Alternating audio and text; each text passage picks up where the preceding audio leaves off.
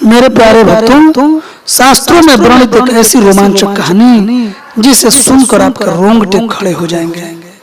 यह कथा आपको अतीत के उन रहस्यमय पलों में ले जाएगी जहां धर्म, वीरता और चमत्कारों का संगम हुआ था। और हाँ, कहानी के अंत में आपके लिए एक खास उपहार भी है, तो वीडियो को अंत तक जरूर देखें और चैनल को सब्सक्राइब करके शेयर करना न भूलें। और दोस्तों, ये कहानी आपको अंदर तक जोड़ देगी और इसमें आपको ज्ञान का एक अद्भुत सागर, अद्भुत भंडार सुनने को मिलेगा। तो बने रहें और वीडियो को अंत तक जरूर देखें। Thank you. चलिए शुरू करते हैं। ये कहानी है दैत्य दंभिकासुर और महान राजा विक्रमादित्य की। दंभिकासुर एक ऐसा दैत्य था जो जवान और सुंदर औरतों को अपनी गुफा में उठा ले जाता, उनके साथ खेलता। जब उसका उनसे मन भर जाता तो वो उनकी जीवन लीला समाप्त कर देता। वो जिस भी राज्य में जाता त्राही त्राही मचा देता। कोई भी राजा या अन्य शूरवीर योद्धा उसका कुछ नहीं बिगाड़ पाते, क्योंकि दैत्य दंभिकासुर को देवताओं से वरदान प्राप्त था कि उसे बल से नहीं बल्कि बुद्धि से मारा जा सकता है। जो कोई भी उसे बल से मारने का प्रयास करेगा वो पत्थर का हो जाएगा। दंभिकासुर की मौत का रहस्य छुपा था उसकी 7 बुद्धियों में, यानी उसके 7 सवालों में। पर उसके साथ युद्ध करने वाले किसी भी राजा या शूरवीर को यह रहस्य मालूम नहीं था। इसलिए जब भी कोई उसके पाप कृत्य से दुखी हो उसके पास जाकर उस पर हमला करता तो देवताओं के वरदान स्वरूप वो पत्थर का हो जाता। हर तरफ दंभिकासुर का कहर मचा हुआ था। पत्थर का हो जाने के भय से कोई भी उसे रोकने का प्रयास नहीं करता। पर कहते हैं ना, जब पाप का घड़ा भर जाता है तो उसके भी फूटने का समय आ ही जाता है। हर जगह अपनी मनमानी कर एक दिन दैत्य दंभिकासुर ने उज्जैन नगरी की तरफ रुख किया। उज्जैन नगरी के ऊपर उस समय महान राजा विक्रमादित्य का शासन था। महाराज विक्रमादित्य न केवल बलशाली थे बल्कि वे बहुत बुद्धिमान भी थे। उन्हें हर प्रकार के कौशल में महारत हासिल थी। उन्हीं दिनों में विक्रमादित्य की नगरी उज्जैन में एक धनी साहूकार रहता था। साहूकार के 2 लड़के थे। बड़े का नाम महेंद्र था और छोटे का लखन। बड़े लड़के का विवाह तो साहूकार ने कर दिया था, पर छोटे बेटे का विवाह करने से पहले ही वो ईश्वर को प्यारे हो गए। पिता के गुजर जाने के बाद कामकाज और व्यापार संभालने की सारी जिम्मेवारी दोनों भाइयों पर आ गई। दोनों भाई दिल लगाकर कारोबार संभालने में लग गए। दोनों भाई जब काम कर शाम को घर आते तो दरवाजे पर खड़ी महेंद्र की पत्नी अपने पति को दाएं हाथ से लोटा भरकर पानी देती और बाएं हाथ से अपने देवर लखन को। एक दिन लखन ने सोचा, भाभी हर रोज मुझे बाएं हाथ से पानी पीने को देती है, आज मैं उनके दाएं हाथ से पानी पीऊंगा। शाम को जब दोनों भाई काम से लौटे तो लखन अपनी भाभी के बाएं हाथ से पानी पीने के लिए अपने खड़े होने के स्थान को बदलकर अपने बड़े भाई महेंद्र की जगह पर खड़ा हो गया और बड़ा भाई महेंद्र उसकी जगह पर खड़ा हो गया। लखन की भाभी जब उनको पानी देने के लिए आई तो उसने एक हाथ को दूसरे हाथ के ऊपर से करते हुए दाएं हाथ का लोटा अपने पति को दे दिया और बाएं हाथ में पकड़ा हुआ लोटा लखन को दे दिया। ये देख, लखन बोला, भाभी आज मैंने भैया के स्थान पर खड़ा होकर सीधे हाथ से दिया हुआ पानी पीना चाहा, परंतु आपने अपने हाथों को बदलते हुए मुझे बाएं हाथ से ही पानी दिया। आप मुझे बताएं आपने ऐसा क्यों किया?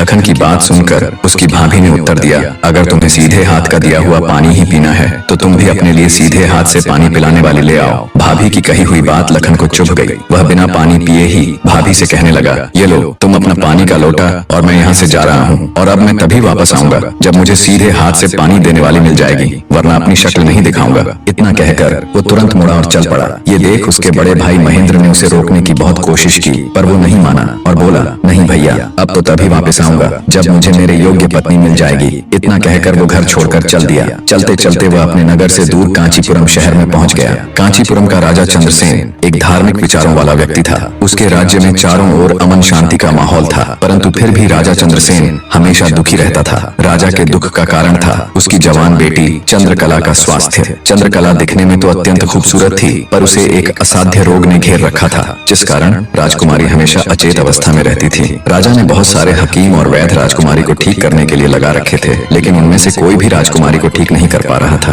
ठीक कर पाना तो दूर, वे राजकुमारी चंद्रा की बीमारी तक नहीं ढूंढ पा रहे थे। राजा को हमेशा यही दुख सताया जाता कि उसकी बेटी का क्या होगा। जब सभी प्रकार के वैद्यों, हकीमों और पूजा पाठ तंत्र मंत्र से भी राजकुमारी चंद्रकला को कोई फायदा नहीं हुआ तो राजा ने अपने राज्य में यह घोषणा करवा दी कि जो व्यक्ति मेरी बेटी को ठीक करेगा मैं उसके साथ ही अपनी बेटी चंद्रकला का विवाह कर दूंगा और उसे अपना आधा राज्य भी दूंगा। लखन जब राज्य की राजधानी में पहुंचा तो उसने देखा कि वहां हर तरफ राजकुमारी की चर्चा हो रही थी। राज्य का हर कोई व्यक्ति राजा की घोषणा और राजकुमारी की बीमारी की बात कर रहा था। जब लखन ने एक व्यक्ति से इस बारे में पूछा तो व्यक्ति ने राजकुमारी की बीमारी से लेकर राजा की घोषणा तक का सारा किस्सा लखन को बताया। सारी बातें सुन लखन कुछ देर वहाँ खड़ा विचार करता रहा, फिर कुछ सोचकर वो राजमहल की तरफ चल पड़ा। एक जिंदा सांप राजा की लड़की के पेट में रहता था। सांप ने राजा की लड़की को अपने वश में किया हुआ था। जब रात होती तो वो कुछ देर के लिए राजकुमारी के मुख से बाहर निकलकर जंगल की तरफ चला जाता और सुबह होने से पहले ही वो फिर से उसके अंदर चला जाता। राजकुमारी इस बात से बिल्कुल अनजान थी कि उसके अंदर एक सांप ने डेरा डाला हुआ है। अनजाने में वो पूरी तरह से उस नाग के वश में थी। राजमहल में किसी को भी इस बात की भनक तक नहीं थी कि राजकुमारी के अंदर एक 7 फुट का सांप रहता है। सभी यही समझते कि पता नहीं राजकुमारी को क्या बीमारी लग गई जिसके कारण वो हमेशा अचेत रहती है। बड़े से बड़े वैद्य और हकीम भी इस बात का पता नहीं लगा पाए। लखन जब राजमहल के अंदर गया तो उसने देखा कि वहाँ पर बहुत सारे वैद्य और हकीम राजकुमारी को ठीक करने के लिए लगे हुए हैं। एक कोने में खड़े होकर चुपचाप लखन ये सारा माजरा देखने लगा। जब शाम का समय हुआ तो सभी हकीम और वैद्य धीरे धीरे करके वहाँ से चले गए। तब लखन राजा के मंत्री के पास गया और बोला, मंत्री महोदय, सभी अपना प्रयास कर चुके हैं, अब एक मौका मुझे भी दिया जाए। लखन की बात सुन मंत्री उसे अपने साथ ले राजा के पास जाता है और लखन का प्रस्ताव राजा के सामने रखता है। बेचारा हर तरफ से निराश हो चुका राजा एक बार अनमने ढंग से लखन की तरफ देखता है, फिर दुखी मन से कहता है, बताओ तुम मेरी बेटी का इलाज किस प्रकार करोगे। लखन राजा को प्रणाम कर बोला, महाराज, मुझे एक रात अपनी बेटी के साथ ठहरने की इजाजत दीजिए, तभी मैं किसी नतीजे पर पहुंच सकूंगा। एक बात और महाराज, मैं बिल्कुल एकांत में राजकुमारी के साथ रहना चाहता हूँ, तभी मैं अच्छे से ध्यान लगाकर राजकुमारी जी की बीमारी का पता लगा पाऊंगा। लखन की आत्मविश्वास भरी बातों से राजा के मन में हल्की सी उम्मीद जागी। उसने लखन को रात में राजकुमारी के साथ एकांत में रुकने की इजाजत दे दी। राजा की इजाजत मिलते ही लखन राजकुमारी के कक्ष में गया और उससे कुछ दूर एकदम चुपचाप बैठकर उसे देखने लगा। जैसे ही रात के 12 बजे का समय हुआ तो अचेत अवस्था में पड़ी हुई राजकुमारी के मुंह से सांप बाहर निकला और महल के परिसर से होता हुआ जंगल की ओर चला गया। ये सब देख लखन दंग रह गया। वो बिना कुछ हरकत किए चुपचाप वहीं बैठा रहा। जब रात का आखिरी पहर खत्म होने को आया तब वो सांप वापस लौटा और राजकुमारी चंद्रकला के मुख से होता हुआ पूरा उसके अंदर समा गया। दम साधे लखन ये सारा माजरा देखता रहा। सारा माजरा देख उसे समझते देर न लगी कि राजकुमारी की सारी बीमारी की जड़ ये सांप ही है। सुबह हुई तो राजा चंद्रसेन डर और बेसब्री के मिश्रित भावों के साथ लंबे लंबे कदम रखता हुआ अपने मंत्री के साथ राजकुमारी के कमरे में आया और बेसब्री से उसने लखन से पूछा, बताओ लड़के, तुम किस नतीजे पर पहुंचे? क्या मेरी बेटी ठीक हो जाएगी? लखन बोला, महाराज, मुझे राजकुमारी की बीमारी का पता चल गया है और ईश्वर ने चाहा तो वो जरूर ठीक हो जाएगी। आप मुझे एक रात का समय और दीजिए और मेरे लिए एक तलवार, एक मिट्टी से भरी हुई बड़ी सी बाल्टी का इंतजाम कर दीजिए। लखन की बात सुन राजा को बहुत सुकून मिला। उसने मंत्री को लखन के द्वारा मांगा गया सारा सामान उसे देने का निर्देश दिया। अब सभी को इंतजार था तो बस रात का।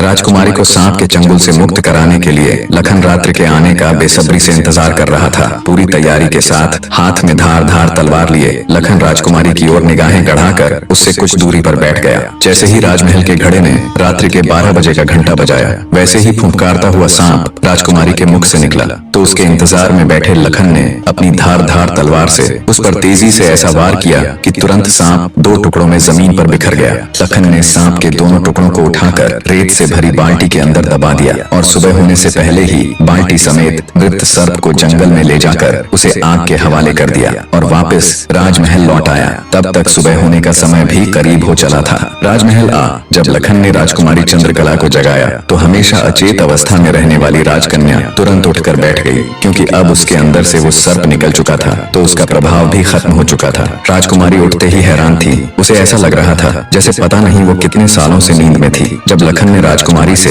उसके स्वास्थ्य के बारे में पूछा तो अचंभित राजकुमारी ने अपने आप को बिल्कुल ठीक बताया। तब तक सुबह भी हो चुकी थी। उधर राजा भी पूरी रात सोया नहीं था। उसे बस इंतजार था तो सुबह का। जैसे ही सुबह हुई राजा बेसब्री से भागा भागा राजकुमारी के कक्ष में आया। जब उसने बिल्कुल सही सलामत अपनी बेटी को बैठे और बात करते पाया तो उसकी खुशी का ठिकाना न रहा। आंखों में अश्रु लिए राजा ने तुरंत अपनी लाडली बेटी को गले लगा लिया। भरे हृदय से राजा ने हाथ जोड़कर लखन का शुक्रिया अदा किया और अपनी शर्त के अनुसार राजकुमारी चंद्रकला का विवाह लखन के साथ कर दिया। जब राजा ने लखन को अपना आधा राज्यपाट देना चाहा तो लखन ने राज्य लेने से साफ मना कर दिया। ऐसा स्वाभिमानी दामाद पाकर राजा चंद्रसेन खुशी से फूला नहीं समाया। उसने खुशी खुशी बहुत सारा धन देकर अपनी बेटी चंद्रकला को लखन के साथ विदा कर दिया। जब राजकुमारी चंद्रकला को ले लखन अपने राज्य उज्जैन नगरी पहुंचा तो उसकी भाभी समेत पूरे परिवार ने उन दोनों का हार्दिक स्वागत किया। लखन खुशी खुशी अपनी नवविवाहिता पत्नी राजकुमारी चंद्रकला के साथ रहने लगा। कुछ ही दिन बाद उज्जैन नगर में एक भव्य समारोह था, जिसमें राजकुमारी चंद्रकला भी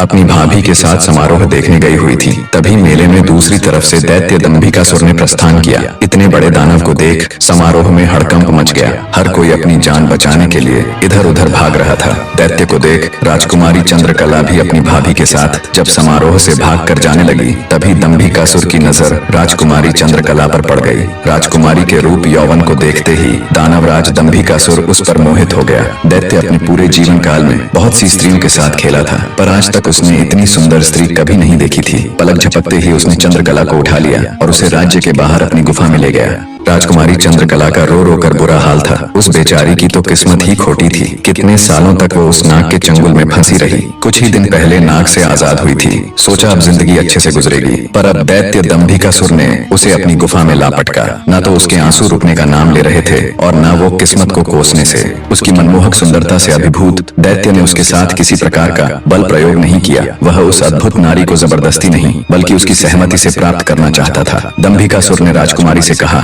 या तो तू अपनी मर्जी से मेरे साथ रहने के लिए सहमत हो जा, अन्यथा आजीवन तू ऐसे ही मेरी कैद में सड़ती रहेगी। दैत्य की बात सुन राजकुमारी चंद्रकला गुस्से से रोती हुई बोली, मैं तुम्हारे साथ रहने से पहले मरना पसंद करूंगी, और अगर तुम ये सोचते हो कि तुम मुझे यहाँ उठा लाए तो मैं तुम्हारी हो गई, तो ये तुम्हारी सबसे बड़ी भूल है। मेरा पति मुझे ढूंढते हुए यहाँ जरूर आएगा और वो तुझे छोड़ेगा नहीं। राजकुमारी की बात सुन दंभिकासुर घिनौनी हंसी हंसते हुए बोला, लगता है तुम पागल हो गई हो। मैंने तुम्हें यहाँ 7 तालों के भीतर बंद किया है। यहाँ तक किसी का भी पहुँचना असंभव है, और अगर गलती से कोई यहाँ तुझे ढूंढता हुआ आ भी गया तो मैं उसे एक कीड़े की तरह मसल दूंगा।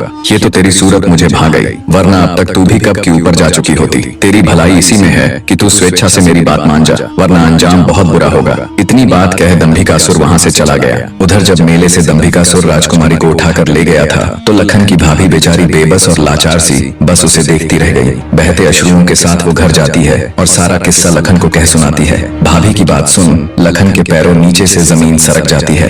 वो तुरंत भारी कदमों से अपनी पत्नी चंद्रकला को खोजने निकल पड़ता है। कई दिनों तक जंगलों और शहरों की खाक छानता भूखा प्यासा लखन अपनी पत्नी को ढूंढता ढूंढता भटक रहा था। तभी उसे एक कुटिया दिखाई देती है। थका हारा लखन जब कुटिया के अंदर जाता है तो उसे अंदर एक साधु बाबा दिखाई देते हैं। लखन उनको प्रणाम कर वहीं बैठ जाता है। लखन की हालत देख महात्मा जी ने पहले उसे अच्छे से जलपान कराया और फिर बोले, बेटा तुम कौन हो और यहाँ जंगलों में क्यों भटक रहे हो। तब लखन महात्मा जी को अपनी सारी व्यथा कह सुनाता है। लखन की सारी दास्तान सुन महात्मा जी बोले, बेटा तुम जिस राक्षस की बात कर रहे हो उसका नाम दैत्य दंभिकासुर है। वो जहाँ भी जाता है तबाही मचा देता है। आज तक उसे कोई भी परास्त नहीं कर पाया। जिसने भी उससे मुकाबला करने की कोशिश की वो पत्थर का बन गया। इसलिए मेरी सलाह मानो और वापस अपने घर लौट जाओ, इसी में तुम्हारी भलाई है। उसके पीछे जाकर क्यों अपने प्राण गंवाते हो। साधु की बात सुन क्षण भर के लिए लखन सन्न रह जाता है।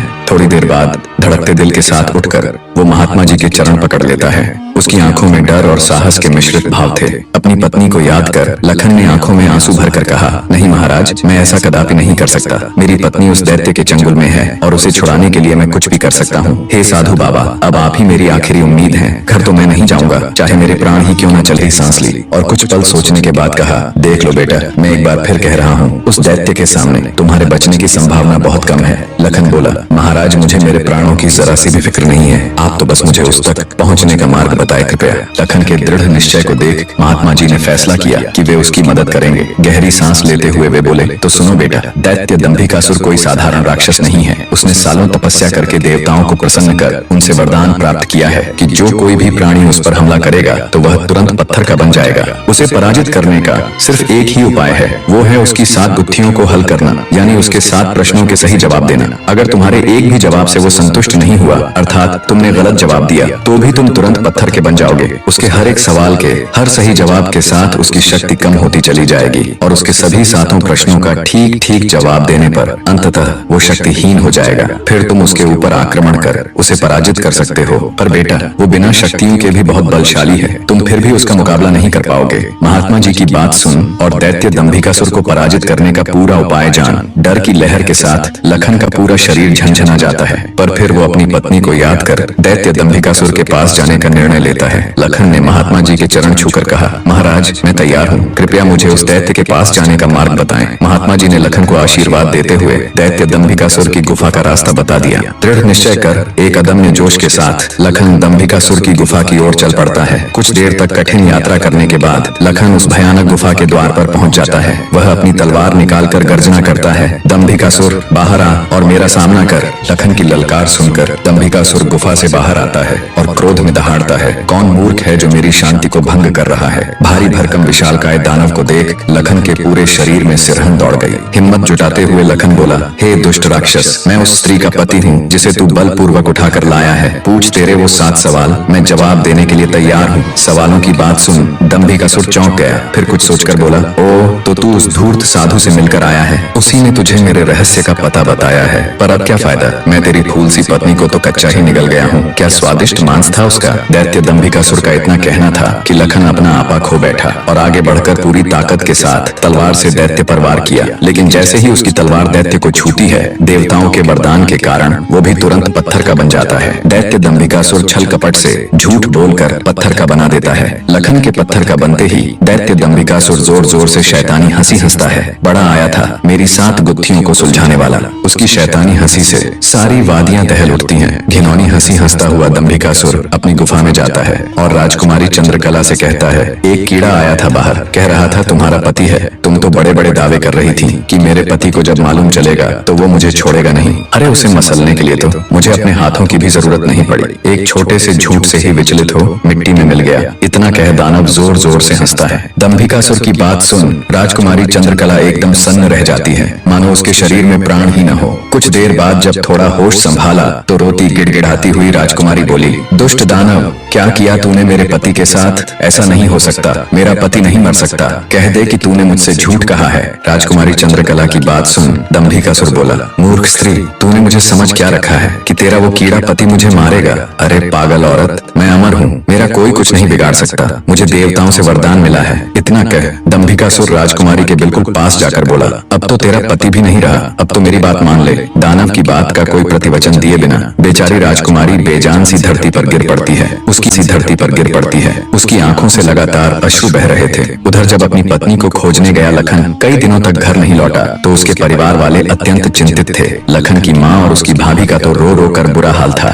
लखन का बड़ा भाई महेंद्र भी गहरी चिंता में था। अंततः कुछ भी न सूझने पर महेंद्र अपने अनुज भाई लखन को खुद ढूंढने का निश्चय कर अपनी माता व पत्नी से आज्ञा ले घर से चल पड़ता है। बड़ा भाई महेंद्र लखन की खोज में जंगल में भटकते हुए उसी साधु की कुटिया पर जा पहुंचा। उसने महात्मा जी को प्रणाम किया और थोड़ी देर सुस्ताने के लिए वहीं साधु की कुटिया के बाहर बैठ गया। महेंद्र को देख महात्मा जी ने उससे पूछा, हे वत्स, तुम इस निर्जन जंगल में क्यों भटक रहे हो। तो महेंद्र ने शुरू से अंत तक सारा वृत्तांत महात्मा जी को सुनाया। सारा वृत्तांत सुन महात्मा जी के चेहरे पर चिंता की लकीरें उभर आईं। उन्हें इस प्रकार विचार मग्न देख महेंद्र ने पूछा, हे महाराज, मेरी बात सुनकर आप किन विचारों में खो गए और आपके चेहरे पर ये चिंता की लकीरें मैं साफ देख सकता हूँ। इसका क्या कारण है गुरुजी। महात्मा जी ने गंभीर स्वर में कहा, हे वत्स, मैं तेरे भाई लखन को जानता हूँ। वह भी मेरे पास आया था और उसने मुझे सारा वृत्तांत सुनाया था कि कैसे वह राक्षस उसकी पत्नी को उठा ले गया। महात्मा जी की बात सुनकर महेंद्र एकदम स्तब्ध रह गया। उसकी आंखों में आश्चर्य और चिंता के भाव उभर आए। महेंद्र बोला, तो कहाँ है मेरा अनुज महाराज, वो ठीक तो है, वो घर क्यों नहीं लौट रहा। हे महाराज, कृपया जल्दी से मुझे बताएं, मुझसे सब्र नहीं हो रहा। जब महेंद्र अपने छोटे भाई लखन के बारे में साधु महाराज से पूछता है तो साधु जी लखन के उनके पास आने से लेकर दैत्य दंभिकासुर के पास जाने तक का सारा वृतांत कह सुनाते हैं। सारी बात सुन महेंद्र महात्मा जी के चरण पकड़ लेता है और कहता है, हे साधु महाराज, आप तो सर्वज्ञानी हैं। जब आपको दैत्य दंभिकासुर के रहस्य के बारे में पता था तो अवश्य आप ये भी जानते होंगे कि लखन का यहाँ से जाने के बाद क्या हुआ। हे महाराज, कृपया मुझे बताएं कि आगे क्या हुआ। तब साधु बाबा गंभीर स्वर में बोले, हे वत्स, आगे वही हुआ जिसका मुझे पहले से ही भय था। मैंने लखन को जाने से पहले बार बार समझाया था और उसे अच्छी तरह से उस दुष्ट दानव की शक्तियों से अवगत भी करवाया था, पर उसने मेरी बात नहीं मानी और अपनी पत्नी को बचाने के लिए उस दैत्य से भिड़ गया। फलस्वरूप उस धूर्त दानव ने छल कपट से उसे भी पत्थर का बना दिया। इतना सुनते ही महेंद्र को कांटो तो खून नहीं, उसका चेहरा एकदम से पीला पड़ गया और हल्क सूख गया। कुछ दिन पहले ही तो उनके पिताजी उन्हें छोड़कर चले गए थे और अब उसे जान से भी प्यारा छोटा भाई लखन भी पत्थर का बन गया। उसकी हालत देख महात्मा जी उसे सांत्वना देते हुए बोले,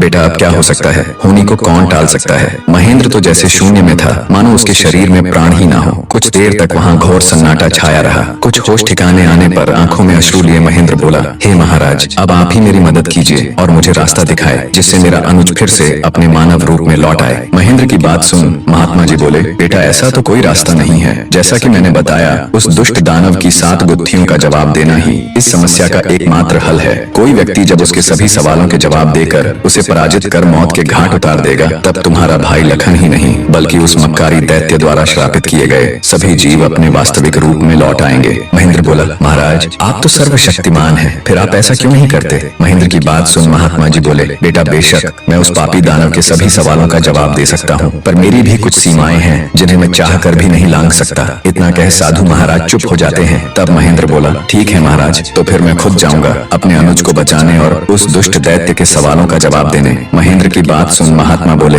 बेटा तुम भी उसका कुछ नहीं कर पाओगे, फलत अपने भाई की तरह उसके जाल में फंसकर पत्थर के बन जाओगे। फिर भी अगर तुम जाने का निश्चय कर ही चुके हो तो एक बात का ध्यान रखना, वो दुष्ट तुम्हें भटकाने की कोशिश करेगा। उसकी बातों पर कोई भी प्रतिक्रिया दिए बिना सीधे उससे बस उसके सवाल पूछना। साधु महाराज के निर्देश सुन महेंद्र जी महाराज कह साधु से विदाई लेकर दैत्य दंभिकासुर की गुफा की ओर चल देता है। कठिन यात्रा करने के पश्चात महेंद्र उस भयानक गुफा के द्वार पर पहुंच जाता है और दैत्य दंभिकासुर को पुकारता है, हे दुष्ट दानव बाहर आ, मैं आज तेरे सभी सवालों के जवाब दे तेरा काम तमाम कर दूंगा। महेंद्र की बातें जब दंभिकासुर सुनता है, गुस्से से लाल पीला हो दंभिकासुर गुफा से बाहर आकर दहाड़ने लगा। अब कौन मूर्ख मेरे हाथों से मरने आया है। उसकी दहाड़ इतनी शक्तिशाली थी कि पूरा जंगल थर्रा उठा। महेंद्र ने भी जब दैत्य के विकराल रूप को देखा तो क्षण भर के लिए तो वो भी ठिठका, पर फिर गुस्से से गर्जना करते हुए बोला, तो तू है वो दुष्ट राक्षस जिसने मेरे भ्राता की धर्मपत्नी का हरण किया और मेरे अनुज को पत्थर का बना दिया। दुष्ट दानव आज तेरा अंत निश्चित है। पूछ फरेबी राक्षस, कौन से हैं तेरे वो 7 सवाल, मैं भी तो जानूं। दंभिकासुर घिनौनी हंसी हंसते हुए बोला,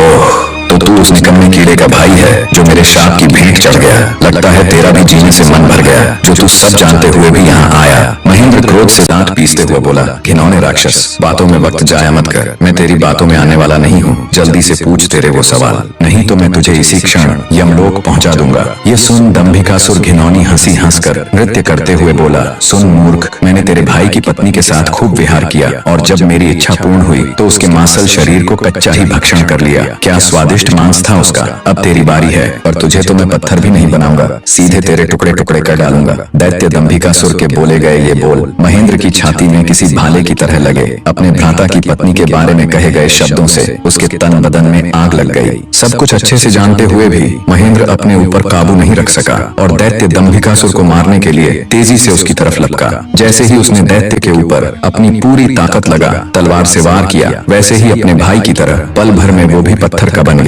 उसके पत्थर का बनते ही दंभिकासुर हंसते हुए बोला, तुम दोनों भाइयों की किस्मत में यही था कि तुम दोनों युगों युगों तक मेरी गुफा के प्रहरी बनकर रह जाओगे। इतना बुदबुदाकर दंभिकासुर अपनी गुफा में जाता है और राजकुमारी चंद्रकला को भी ये सब बता देता है और कहता है, तेरे दोनों रक्षक तो मेरे सामने ढेर हो गए, अब तू किसकी आस लगाए बैठी है। मूर्ख स्त्री। राजकुमारी चंद्रकला के रो रोकर आंसू सूख चुके थे, अब बचा था तो केवल क्रोध और ज्वाला। जलती हुई आंखों के साथ गुस्से में दहाड़ती हुई राजकुमारी बोली, दुष्ट राक्षस तू क्यों इतना खुश हो रहा है, मुझे तेरा अंत साफ नजर आ रहा है, देख मेरी आंखों में। राजकुमारी चंद्रकला के तेवर देख और उसकी बात सुन दंभिकासुर विचलित सा हो जाता है और बिना कुछ कहे ही वहां से चला जाता है। उधर लखन महेंद्र के घर में तो लखन के न आने से पहले ही मातम पसरा हुआ था। ऊपर से अब महेंद्र भी वापस नहीं लौटा तो उसकी पत्नी और माँ का बुरा हाल था। अंततः महेंद्र की पत्नी अपनी सासू माँ से कहती है, माँ जी आखिर कब तक हम ऐसे ही रोते बिलखते उनका इंतजार करते रहेंगे। बहू की बात सुन बुढ़िया माँ बोल पड़ी, तो और बेटी हम कर भी क्या सकते हैं इसके सिवाय। महेंद्र की पत्नी बोली,